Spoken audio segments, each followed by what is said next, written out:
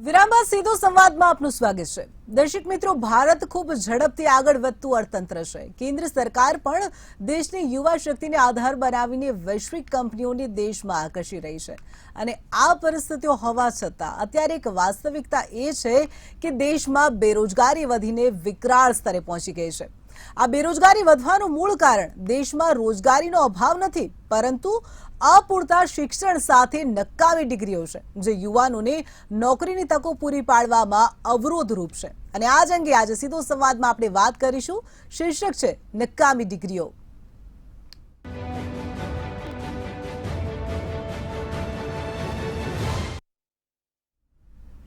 નકામી ડિગ્રીઓ ચર્ચામાં આપણી સાથે જોડાઈ ગયા છે ડોક્ટર હેમંત ભટ્ટ, ભાજપ નેતા, નિશાંત રાવલ, કોંગ્રેસ નેતા, જયંત કથિરિયા, વિશ્લેષક, પ્રફુલ્લ ત્રિવેદી, મંતવ્ય ન્યૂઝ એસોસિએટ એડિટર, તમામ મહાનુભાવોનું સ્વાગત છે। નિશાંતભાઈ, તમને પ્રશ્ન કરવા માંગીશ કે તમે પોતે એમએસ યુનિવર્સિટી સાથે સંકળાયેલા છો। હાલની વર્તમાન જે શિક્ષણ પદ્ધતિ છે તમને કેવી લાગે છે, શું યોગ્ય છે, તેના વિશે જણાવશો।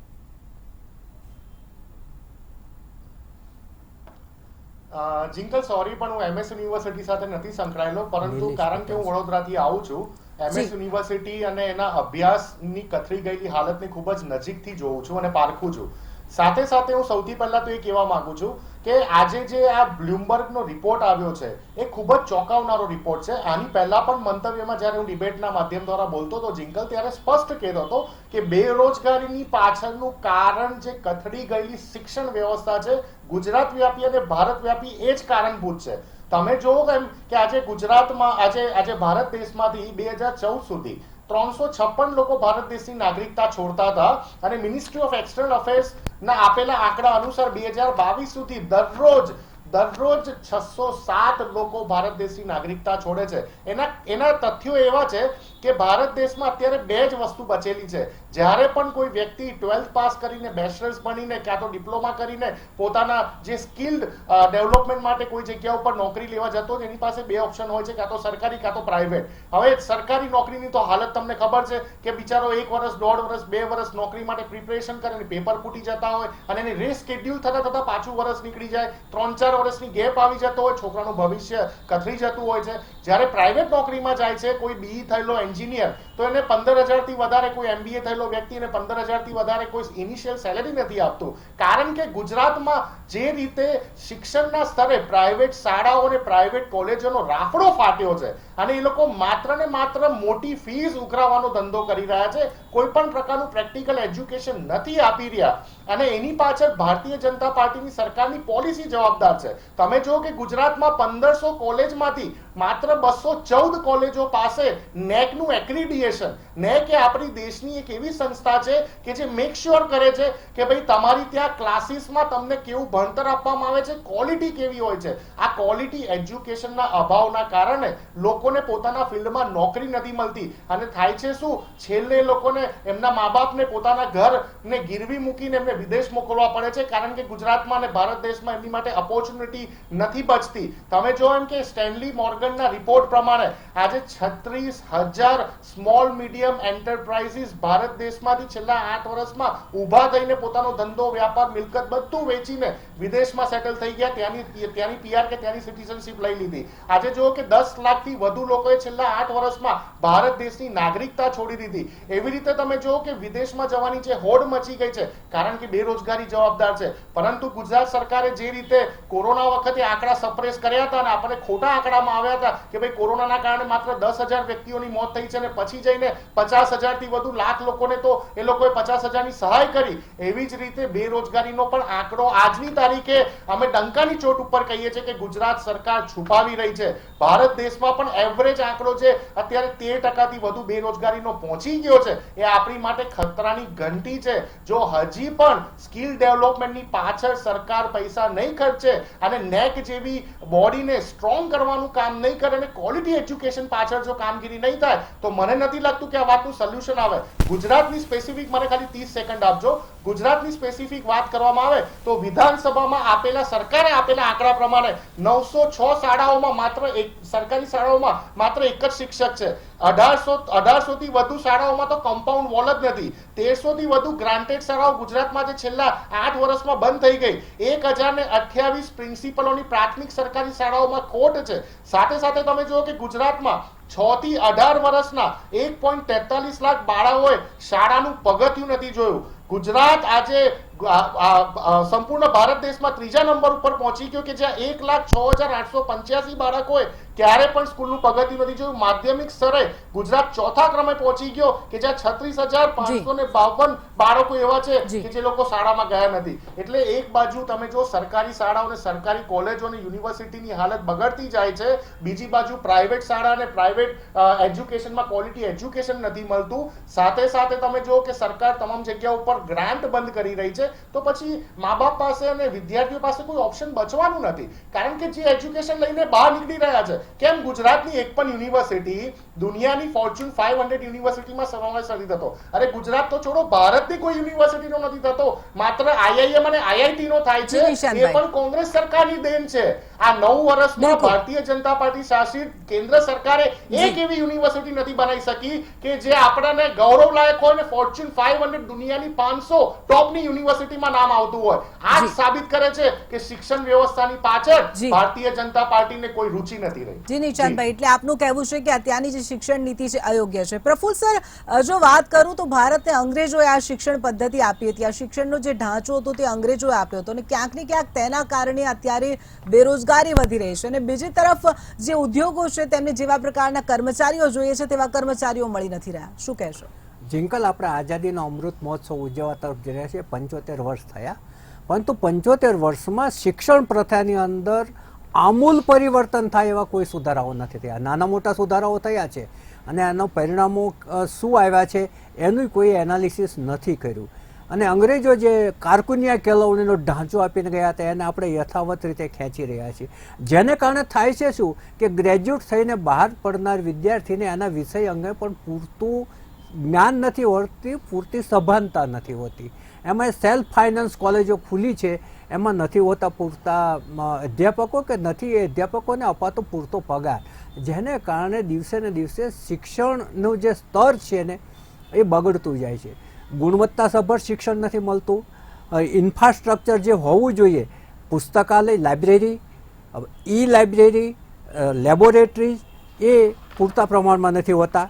સારી ફેકલ્ટી નથી હોતી, સારા શિક્ષકો નથી મળતા. ગુણવત્તા જે પહેલાંના જે શિક્ષકો જે હતા અને અત્યારે જે ટ્યુશનની આ શિક્ષકો છે, બે વચ્ચે માનસિકતાનો અને એમને ભણાવવાની પદ્ધતિમાં ઘણો બધો ફેર છે.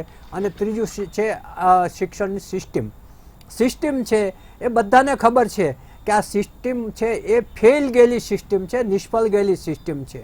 વર્ષો સુધી કોંગ્રેસે શાસન કર્યું, એણે પણ બહુ મોટા સુધારા નથી કર્યા. હા, થોડી સંસ્થાઓ એ લોકોએ ઊભી કરી હતી, કોલેજો ઊભી કરી હતી, મેડિકલ કોલેજો ઊભી કરી હતી. અમદાવાદની અંદર જુઓ તો NID જેવી સંસ્થા લાવ્યા હતા, PRL જેવી સંસ્થા લાવ્યા હતા.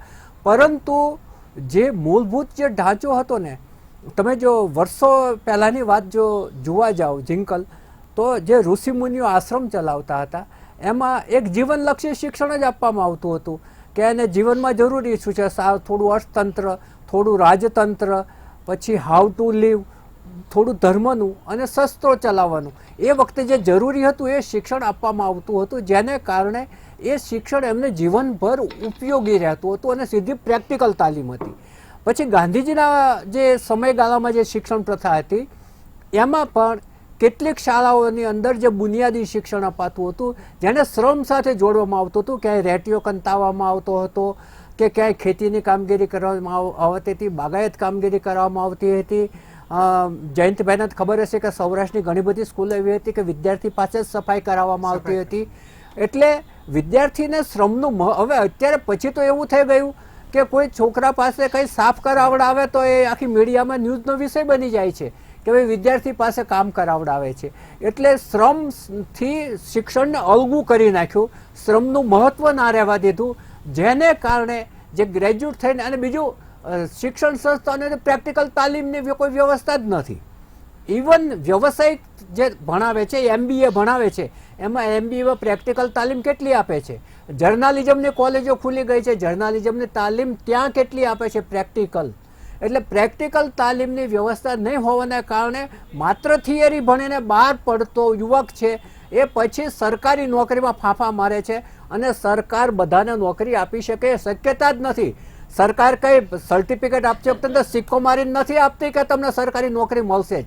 અને એ બીજી તરફ ઔદ્યોગિક વિકાસ થઈ રહ્યો છે. હવે ઔદ્યોગિક જે વિકાસ છે એમાં તમે જુઓ કે ઇન્ડસ્ટ્રીઝને જોઈએ છે એવા માણસો મળતા નથી. કેમ કે એજ્યુકેશનમાં એ રીતે, દાખલા તરીકે હું તમને કહું કે રિયલ એસ્ટેટ આટલું વિકસેલું છે, MBAની અંદર રિયલ એસ્ટેટ મેનેજમેન્ટ સબ્જેક્ટ જ ભણાવવામાં આવતો નથી. એટલે જે જરૂરિયાત છે એ વિષયો ભણાવવામાં નથી આવતા. જે ભણાવવામાં આવે છે કે ઔરંગઝેબે શું કર્યું હતું ને એ ઇતિહાસ આખો ભણાવવામાં આવે છે એ કઈ ઉપયોગમાં આવતો નથી. જી હેમંતભાઈ, ભાજપ સરકાર સ્કિલ બેઝ નવી શિક્ષણ નીતિ લાગુ કરનાર છે. તે શિક્ષણ નીતિ કેવી હશે અને તમને લાગી રહ્યું છે કે આ શિક્ષણ નીતિથી કોઈ આમૂલ પરિવર્તન થવાની શક્યતા? જિંકલબેન, આજનો વિષય ખૂબ સારો છે, કારણ કે નવી શિક્ષણ નીતિનું આખે સમગ્રતા મૂલ્યાંકન કરીએ કે જે પ્રમાણે ભારતીય જનતા પાર્ટીની નરેન્દ્રભાઈની સરકાર દ્વારા છેક પંચાયતના લેવલ સુધી સૌની સાથે ચર્ચા વિમર્શ કરીને આપણી મેકોલેની જે શિક્ષણ પદ્ધતિ હતી 10+2ની, અને જેના કારણે જે 6-7 દાયકા સુધી ચાલી, હમણાં મારા કોંગ્રેસના સાથી મિત્ર બોલતા હતા ત્યારે મને એમ યાદ આવતું હતું કે ભૂતકાળમાં ભાઈ આપણે રાજ કર્યું છે 4-5 દાયકા, આ શિક્ષણ પદ્ધતિ તો આપણી જ છે ને. હવે એ શિક્ષણ પદ્ધતિમાં આમૂલચૂલ પરિવર્તન લાવવાનું કામ ભારતીય જનતા પાર્ટી, અમે આઈઆઈટી આઈએમ બનાવીને આપ્યા ને, અમે આઈઆઈટી આઈએમ બનાવીને આપ્યા ને, તમે શું કર્યું? તમે શું કર્યું? નિશાંતભાઈ, આપનો સમય આવશે, આપની પાસે આવીશ. નિશાંતભાઈ, રાજમાં તો સ્કૂલ બંધ થવા લાગી, તમારા રાજમાં સરકારી યુનિવર્સિટીઓ બંધ થવા લાગી. કોંગ્રેસની વાત કેમ કરવા આવો છો? 30 વર્ષથી તમને મળેલા શિક્ષણના સંસ્કારો. નિશાંતભાઈ, હેમંતભાઈને તેમની વાત પૂરી કરવા દો. કેટલા નવા આઈઆઈટી બનાયા? નિશાંતભાઈ, બધું કોંગ્રેસની દેન છે. ખોટું હું બોલવાની આશા આવવાનું રાખું ભાઈ. કે તમે કોંગ્રેસની વાત નહીં કોંગ્રેસના કરવાની, તમારી વાત કરો. બોલતા અટકાવો. ભાજપની વાત જી, કરો. કે અમને તમે ખબર છે કે ભાજપ સરકારમાં શું ભારતીય કર્યું એની જનતા વાત કરો. નિશાંતભાઈ, તમે વાત કરી નાખી, આજે ગુજરાત છઠ્ઠા જ્યારે હું ક્રમાંકે આવી સાચી ગયું. વાત કહેવા જઈશ ત્યારે વિદ્યાર્થીઓની કોંગ્રેસને મરચા લાગવાના જ છે. આત્મહત્યામાં ગુજરાત છઠ્ઠા ક્રમાંકે આવી ગયું. મૂળ વસ્તુ એવું છે શરમ આવી જિંકલબેન જોઈએ કે તમને. મેકોલેની શિક્ષણ ગુજરાતમાં રોજ એકથી બે પદ્ધતિને વિદ્યાર્થીઓ છોડીને આત્મહત્યા કરે છે. 5/3/3/4ની નવી શિક્ષણ નીતિને હેમંતભાઈ. જો કોઈ લાગુ કરવા જઈ રહ્યું હોય તે ભારતીય જી. જનતા પાર્ટીની સરકાર છે. એ કોંગ્રેસના મિત્રને એમાં પીચ નહીં પડે. એની પાછળનું કારણ એ છે કે ફાઉન્ડેશન સ્ટેજ કે જે આપણે અરે 3 તમારી ધોરણ સરકારનો સુધી આંકડો છે. એ પછીનો નિશાંતભાઈ, preparatory નિશાંતભાઈ, stage. અને નિશાંતભાઈ, તમને બોલવાનો સમય આપીશ. એની પાછળનું એનો જવાબ કારણ નિશાંતભાઈ, કારણ છે કે એમને ખબર છે કે નવી શિક્ષણ નીતિ એમણે ખાલી અત્યાર કોંગ્રેસને સુધી ગાળો જે બાંધવાની બેરોજગારીની જવાનું. ફોજ તમારી તૈયાર કરેલી સરકારની છે વાત એમાં કરો ભાઈ. આમૂલચૂલ પરિવર્તન લાવવા જઈ રહી છે.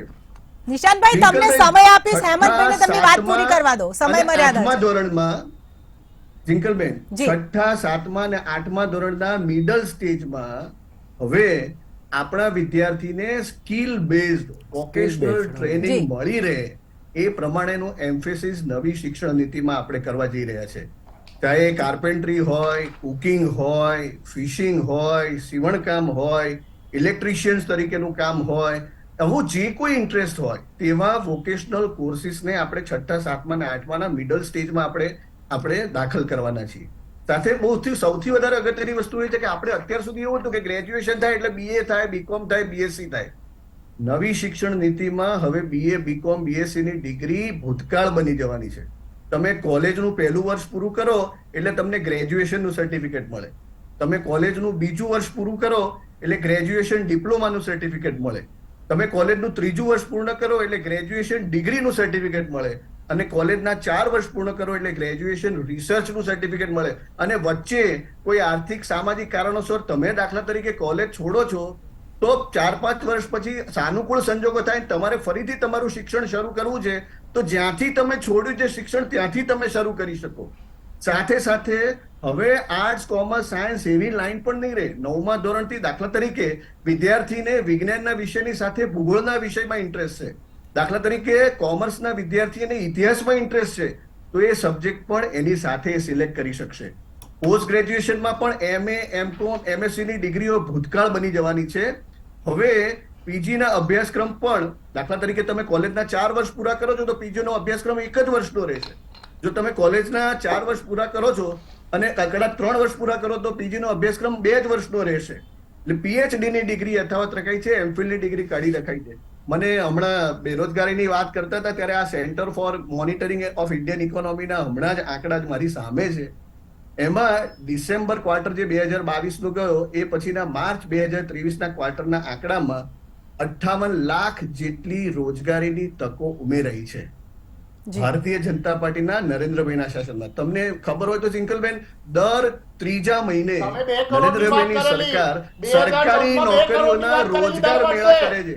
71,000 લાખ જી નિશાંતભાઈ, નિશાંતભાઈ આપની પાસે આવી છે, હેમંતભાઈને વાત પૂરી કરી દેવાય.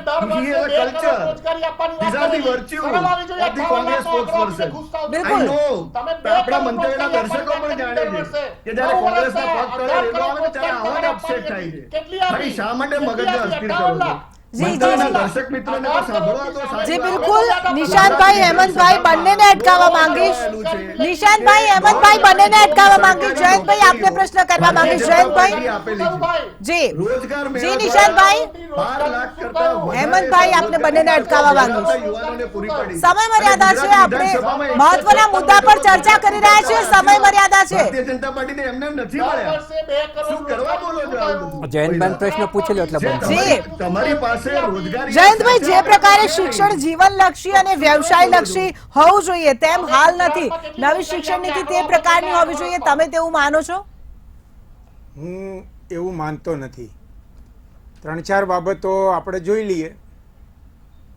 કોંગ્રેસે આઈઆઈએમ, આઈઆઈટી, એનઆઈડી એ બધાનું ઇન્ટ્રોડક્શન કર્યું અને જેને કહેવાય કે ગુણવત્તાયુક્ત શિક્ષણ, આ એક ભાગ છે.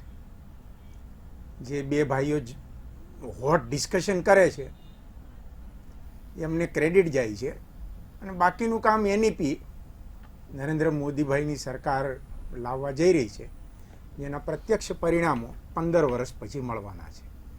આપણું ટાઇટલ છે નકામી ડિગ્રી. એનો આધાર છે આજના વર્તમાન પત્રની મુખ્ય લાઈન બ્લુમબર્ગનો રિપોર્ટ. એ રિપોર્ટ છે એ સમગ્ર ભારતને સ્પર્શે છે. આપણે ગુજરાતમાં બેઠા છીએ, સ્વાભાવિક છે કે આપણી ચર્ચા આંકડા ગુજરાતના સંદર્ભમાં હોય. બેરોજગારીનો જ્યાં સુધી પ્રશ્ન છે ત્યાં સુધી એ સળગતો પ્રશ્ન છે, બહુ આયામી બહુમુખી પ્રશ્ન છે. ધર્મગુરુથી માંડીને અર્થશાસ્ત્રીને નડતો પ્રશ્ન છે. તેના બાય પ્રોડક્ટ સોશિયલ ઇવિલ્સ તરીકે સમાજની અંદર આપણને સામે અનુભવાઈ રહ્યા છે બેરોજગારીના કારણે. અને સરકાર જે પ્રમાણે પગલાં લઈ રહી છે, આપનું બજેટ ગુજરાતની જો વાત કરીએ તો શિક્ષણ અંગેનું બજેટ ઘણું બધું મોટું ફાળવેલું છે. એટલે વર્તમાન સરકારની દાનત સારી છે તો દાનત સારી હશે, પરંતુ એની પાછળનો માણસ છે. એનઈપી તમે આપણે બધા ઇન્ટ્રોડ્યુસ કરવા જઈએ છીએ, પરંતુ તેને અમલ કરવા વાળો તો માણસ છે. Indian penal code, CRPC, evidence act, એ બધા કાયદા સારા છે, પણ એની પાછળનો અમલ કરાવવા વાળો વ્યક્તિ છે. મૂળ મુદ્દા ઉપર ગુણવત્તાયુક્ત શિક્ષણની સ્તર નીચે ગયું છે એ સ્વીકારવું. કેમ? તો એટલા માટે કે ઝાકમઝોળ બિલ્ડિંગ, વિદ્યાર્થીઓના ટાઈવાળા ગણવેશ અને સોકોળ અંગ્રેજી માધ્યમની ભ્રામકતા, આ બધી વિષયો લઈને બહુ જ સારી બાબતો આપણને સામે. હમણાં કોટાનું એલએન યુનિવર્સિટી, એલએન ઇન્સ્ટિટ્યૂટ છે, એના 35 વર્ષ પૂરા થયા. ટાઈમ્સ ઓફ ઇન્ડિયાના ફ્રન્ટ પેજ ઉપર આખી જાહેરાત છે. એમાં એમણે લખ્યું છે કે અમે આટલા બધા લોકોને અહીંયા મોકલ્યા, અહીંયા મોકલ્યા, અહીંયા મોકલ્યા. આપણું જે મૂળ આ ડિબેટનો જે પ્રશ્ન છે ને, એ પ્રશ્ન છે કે ડિગ્રી લીધેલો વિદ્યાર્થી એને નોકરી કરવા માટે આ ડિગ્રી ઉપયોગી થાય છે કે નથી થતી? નથી થતી. એટલા માટે આજની ડિબેટનો, આજની ચર્ચાનો વિષય છે કે ડિગ્રીઓ નકામી. અને વાત હકીકત છે. જેવી રીતે કોંગ્રેસના કાર્યકર્તાએ કહ્યું કે ઘણી બધી શિક્ષણ સંકુલો ખુલી ગયા, ગુણવત્તાયુક્ત શિક્ષણ નથી આવી રહ્યું. કેમ નથી આવી રહ્યું? Resources and infrastructures are not properly created. અને જે ટ્યુશન ફી લેવામાં આવે છે એના પ્રમાણમાં કદાચ હોલબોલ ને બધું છે, પરંતુ જે ખરેખર ઉપયુક્ત શિક્ષણ જવું જોઈએ તે નથી જતું. જી, તો આપણે છેલ્લે હું 15 સેકન્ડમાં જ મારી જી. વાત પૂરી કરીશ. ડિગ્રીઓ છે ને એ તો બહાર પડતી જ રહેવાની. એક વાત આપણે સૌ સમજી લઈએ કે શિક્ષણ છે ને એ ધંધો છે. It is a business. It is not a gurukul which Prafulbhai recently quoted. જી. એટલે જ્યારથી ધંધો હોય એમાં નફો અને નુકસાન બેય જોવે. હવે ધંધો કરવા વાળો વ્યાપારી છે તો એને ધંધામાંથી આવક મળે છે કે કેમ તે અગત્યનું છે. એને આવક મળે છે, વિદ્યાર્થીઓ લૂંટાય છે, શિક્ષણ અમુકને મળે છે, અમુક જે હોશિયાર છે એમને, અને નોકરીઓ પણ એમને જ મળે છે.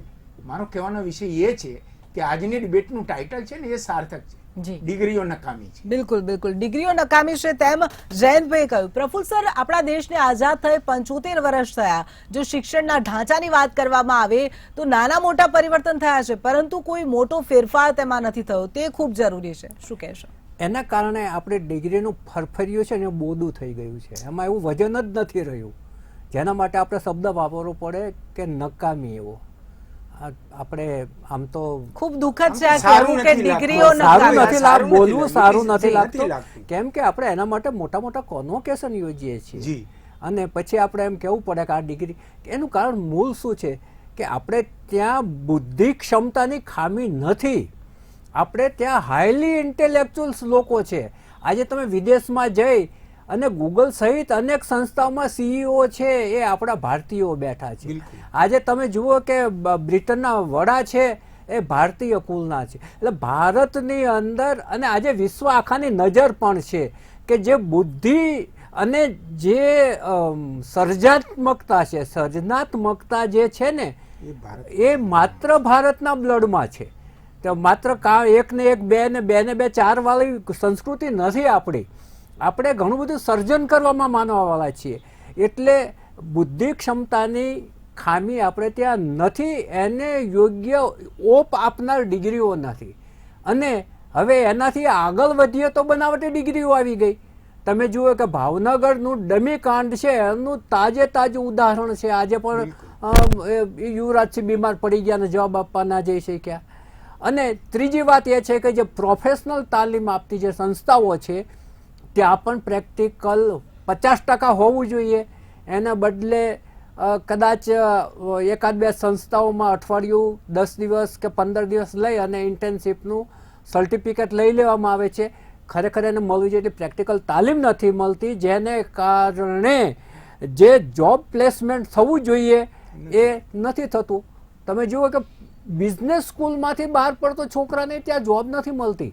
નહીં તો બધી જ ઔદ્યોગિક સંસ્થાઓ છે, બધી જ જે મોટી મોટી કંપનીઓ છે એમાં સારી પોસ્ટની જગ્યાઓ ખાલી છે. યોગ્ય માણસ નથી મળતો. કેમ કે એ પ્રકારનું એજ્યુકેશન આપવામાં નથી આવ્યું. તમે જીવનલક્ષી, વ્યવસાયલક્ષી, આજે દાખલા રીચ ડેડ પુઅર ડેડમાં એક વાક્ય આવે છે કે જીવન આખી તમારે શેનો ઉપયોગ કરો છો? પૈસાનો ઉપયોગ કરો છો. પૈસા કમાવો છો, પૈસા વાપરો છો.